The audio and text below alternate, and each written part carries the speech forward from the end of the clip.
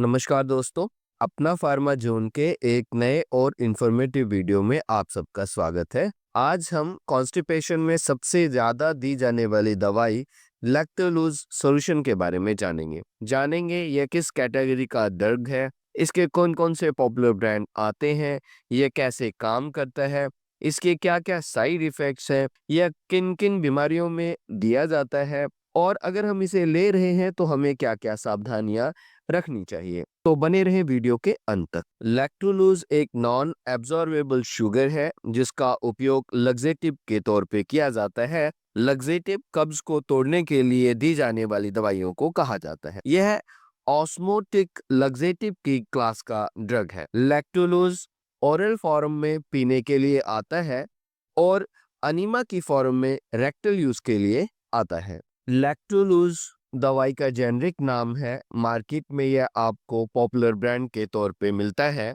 कुछ popular brands हैं Abbott pharma का डूफालैक, इंटास का लूज, एविक्ट, एम्प्टी, लेक्सोपैक, लिवोलुक आदि बहुत सारे नामों से यह मार्केट में आता है। हो सकता है आपके एरिया में या किसी और नाम से मिलता हो। आप जानते हैं लैक्टोलूज काम कैसे करता है।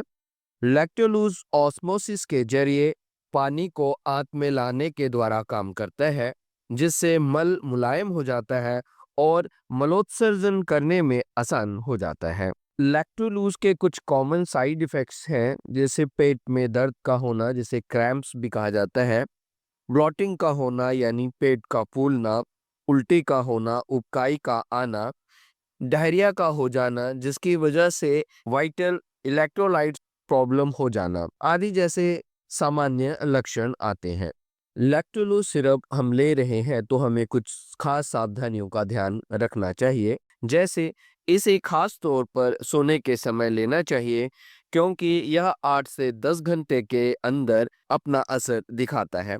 पूरा असर आने में लगभग 2 दिन का समय लगता है। लैक्टोलूज को अन्य दवाइयों के साथ नहीं लेना चाहिए, कम से कम 2 घंटे के अंतराल के बाद ही लेना चाहिए क्योंकि यह अन्य दवाइयों की एब्जॉर्प्शन में इंटरफेयर करता है। इसे प्रेग्नेंट वुमन और लैक्टेटिंग मदर दोनों को दिया जा सकता है। यह दोनों में सेफ है, फिर भी देने से पहले अपने डॉक्टर की सलाह अवश्य लें।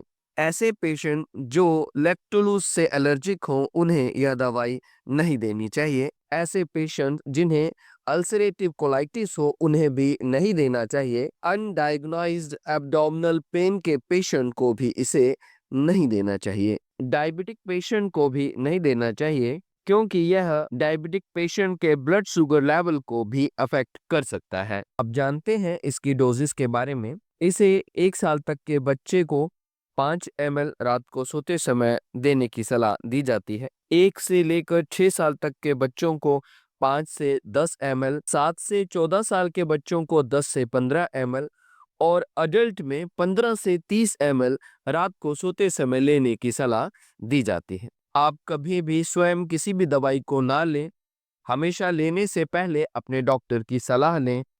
यह थी कुछ महत्वपूर्ण जानकारी लैक्टोलूज सॉल्यूशन के बारे में। उम्मीद करता हूँ आपको अच्छी लगी होगी। अगर अच्छी लगी हो तो आप इसे लाइक करना। चैनल पर अगर आप नए हैं तो चैनल को सब्सक्राइब करना। मिलते हैं अगले वीडियो में एक नए टॉपिक के साथ, तब तक गुड बाय।